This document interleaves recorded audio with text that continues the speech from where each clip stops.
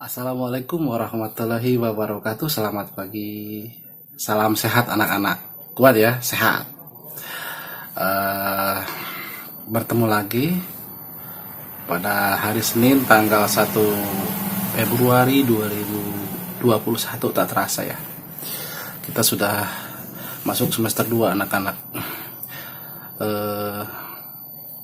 Bapak pesan terhadap kalian untuk menjaga imunitas tubuh karena musim pandemi belum berakhir. Bahkan di kabupaten kita sekarang pelonjakan setiap harinya lumayan banyak. Tetapi alhamdulillah yang sembuh pun lumayan banyak. Terlihat di data setiap hari update data di Puskesmas Julang itu sekarang alhamdulillah di Cibanten itu sudah nol ya, sudah nol. Mudah-mudahan kita selalu dijauhkan dari mara bahaya wabah COVID-19 ini. Caranya apa sih? Caranya tetap menjaga imunitas tubuh kita dengan cara yang pertama yang murah banget itu selalu mengeluarkan keringat setiap pagi sambil menikmati atau menyedot atau gimana ya, maksudnya larinya jangan terlalu pagi itu. Ketika kalau mau lari itu sudah ada sinar matahari dan tidak harus mesti lari itu. Aktivitas di pagi hari ini, di pagi hari maksudnya ketika sinar matahari sudah ada keluar, misalkan sapu-sapu halaman ya anak-anak, bantu ngepel di luar itu kan biasanya sinar matahari ada masuk rumah, sapu-sapu dan lain-lain ya, siram-siram bunga-bunga gitu di pekarangan rumah, bantu ayah dan ibu. Itu lumayan untuk menyerap sinar matahari yang mengandung vitamin D. Baik anak-anak, sebelum belajar kita berdoa dulu ya, supaya ilmu sedikit yang kita dapat itu menjadikan manfaat buat kita semua. Berdoa dipimpin oleh Bapak sendiri ya. Berdoa mudah-mudahan pagi hari ini kita mendapatkan kesehatan, ilmu yang bermanfaat. Al-Fatihah. A'udzubillahi minasyaitonirrajim. Bismillahirrahmanirrahim. Alhamdulillahirabbil alamin. Arrahmanirrahim. Maliki yaumiddin. Iyyaka na'budu wa iyyaka nasta'in. Ihdinas siratal mustaqim. Shiratal ladzina an'amta 'alaihim ghairil maghdubi 'alaihim waladdallin. Amin ya Allah ya rabbal alamin. Absensi ada di grup ya anak-anak hari ini. Bapak pantau di grup sudah hampir 60% sudah masuk. Mudah-mudahan kalian hari ini bisa mengikuti pelajaran yang walaupun disampaikan secara daring. Anak-anak, pelajaran kita masih membahas tentang cuaca ya, cuaca di Indonesia. Ada beberapa bagian anak-anak, dan Indonesia itu termasuk yang mempunyai iklim tropis ya, tropis. Iklim tropis itu jarang dipunyai, maksudnya tidak semua negara itu mempunyai iklim tropis, karena di negara Indonesia itu ada garis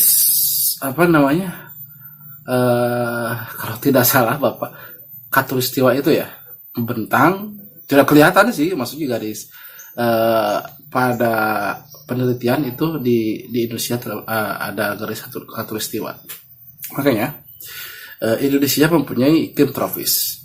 Nah, iklim tropis itu di dalamnya terdiri dari hujan dan kemarau, itu yang signifikan banget.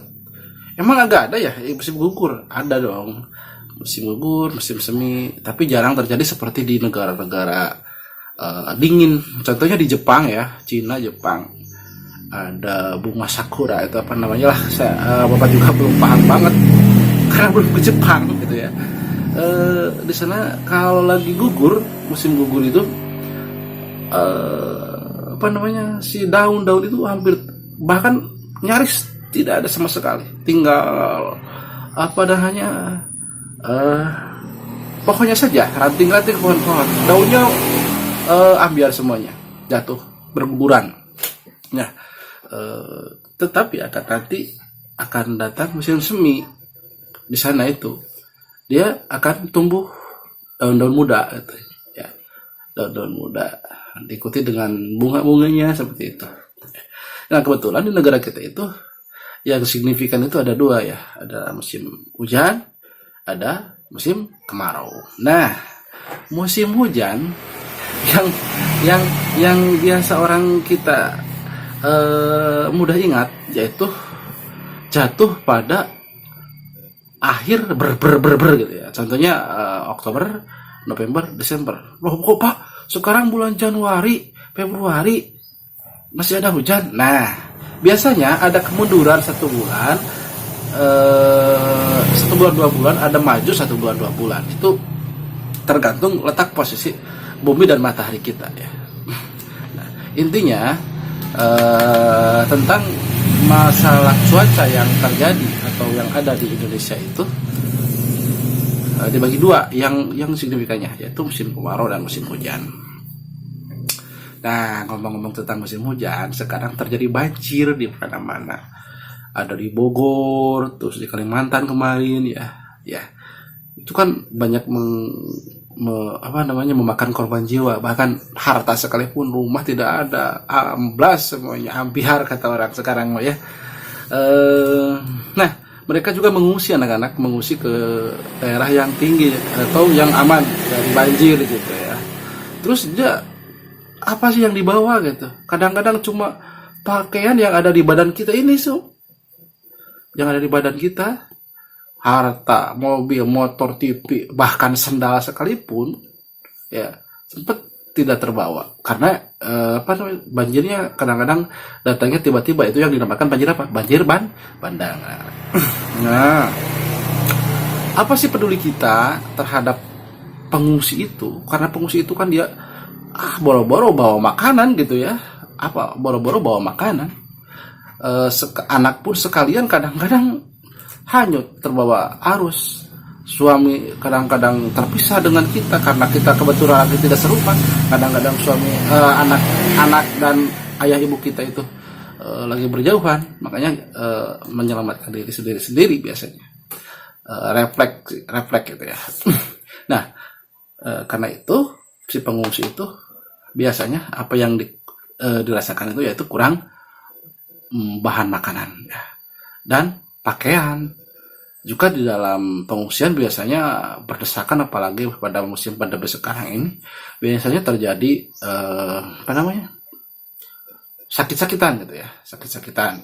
Ada yang diare, ada yang panas, ada yang batuk, terutama infeksi pernapasan, berupa batuk, panas, dan demam dan lain-lain. Nah, peduli kita sebagai warga negara yang baik dan kebetulan kita sekarang bisa tertawa, masih bisa bermain. Apa sih peduli kita terhadap mereka sebagai korban banjir? Mereka satu negara dengan kita, manusiawi, satu agama bahkan mungkin, walaupun beda-beda, tetap peduli kita sama. Dia masih manusia sama seperti kita. Nah, sekecil apapun harta kita, 100, 200, 300 perak sekalipun, kalau disatukan akan menjadi manfaat buat mereka. Pakaian bekas sekalipun akan menjadi manfaat barokah buat kita dan buat mereka. Jadi untuk menyumbang itu tidak semesta-mesta besar, karena yang penting nyumbang itu ridhonya, ya, ikhlas dari hati kita. Walaupun besar tapi dinyatakan ria, takabur, itu tidak mengandung pahala buat kita.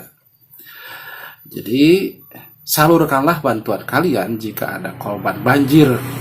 Jangan merasa kerugian, karena kita pun sewaktu-waktu tidak tahu apakah kita menjadi korban puting beliung, amit-amit, tsunami, amit-amit, korban longsor. Meskipun di pegunungan tidak terjadi banjir, bisa jadi longsor dan lain-lain. Nah, maka dari daerah lain pun akan membantu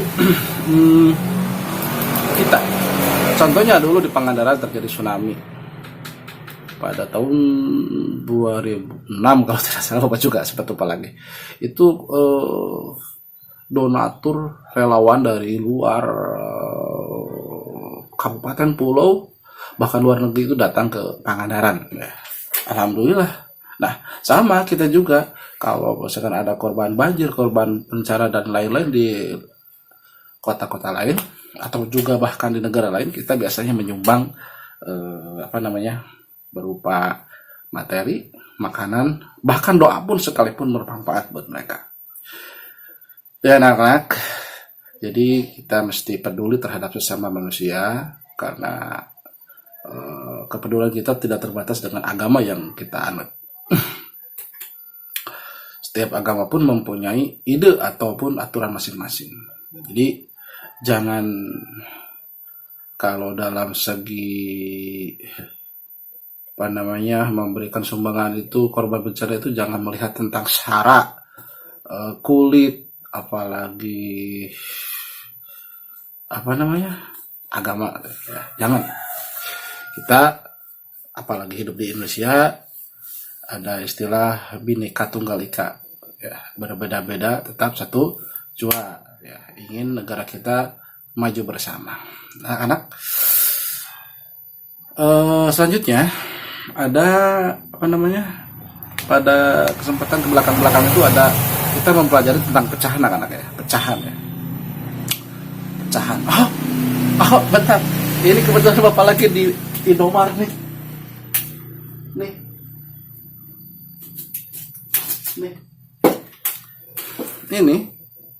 Ini. Nah, ini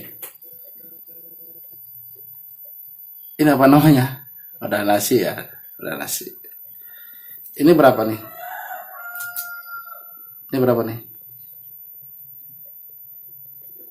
Nah, hitung ya, dihitung. Nah, ini dibagi kedua orang nih,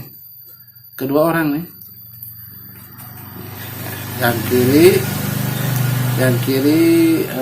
2, yang kanan 2, ya, yang kiri 2, yang kanan 2. Ini kira-kira kalau dalam pecahan berapa per berapa nih? Oke, anak-anak yang pintar pasti ngerti ya, berapa ya?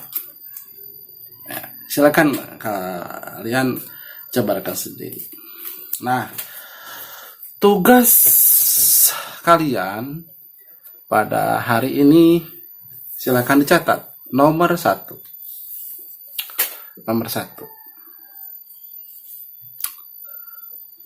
Hujan di Indonesia yang sering populer kita dengar yaitu pada bulan yang berakhiran R, yang berakhiran huruf R. Sebutkan 3 bulan yang berakhiran R yang suka datangnya musim hujan. Itu nomor 1 ya. Nomor 2, di suatu tempat anak-anak berenang dengan bahagianya di sungai. Tiba-tiba datanglah air yang keruh yang dibarengi dengan sampah bahkan pepohonan. Itu karena terjadinya banjir bandang. Nah, banjir bandang itu apa sih? Coba kalian jelaskan. Nomor 2 ya. Banjir bandang itu apa sih penyebabnya? Nah, nomor 3, kita peduli apa terhadap korban banjir bandang itu?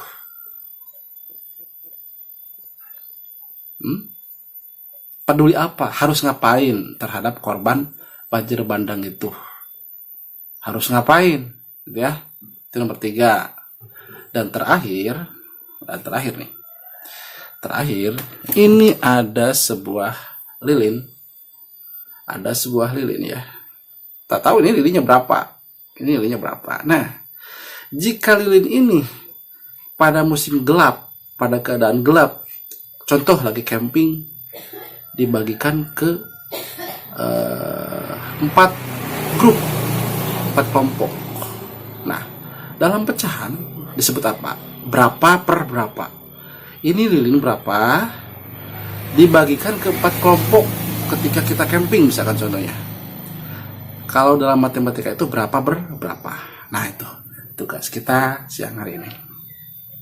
Tidak banyak yang Bapak sampaikan. Selamat siang, semoga sehat semua. Selamat belajar. Jangan lupa terus bisa membaca kalian di rumah. Ada buku dibaca, ada koran dibaca, ataupun kalian bisa browsing dibarengi dengan orang tua kalian di internet tentang misalkan hujan di Indonesia, hujan di mana, iklim cuaca itu apa, pecahan gimana, Google ya, ketik misalkan pecahan gitu ya, terus misalkan hujan adalah di Google, daripada kalian game-game kayak gitu ya, gak gitu bermanfaat. Jadi kalian bahkan melebihi pelajaran yang Bapak sampaikan itu, wah mantap ya. Baik, terima kasih. Tetap jaga kesehatan, tetap jaga 3M. Sekarang pergian harus pakai masker, karena kalau tidak pakai masker kita mendapatkan sanksi sekarang di Pangandaran ya. Selamat siang, selamat beraktivitas, selamat belajar. Wassalamualaikum warahmatullahi wabarakatuh.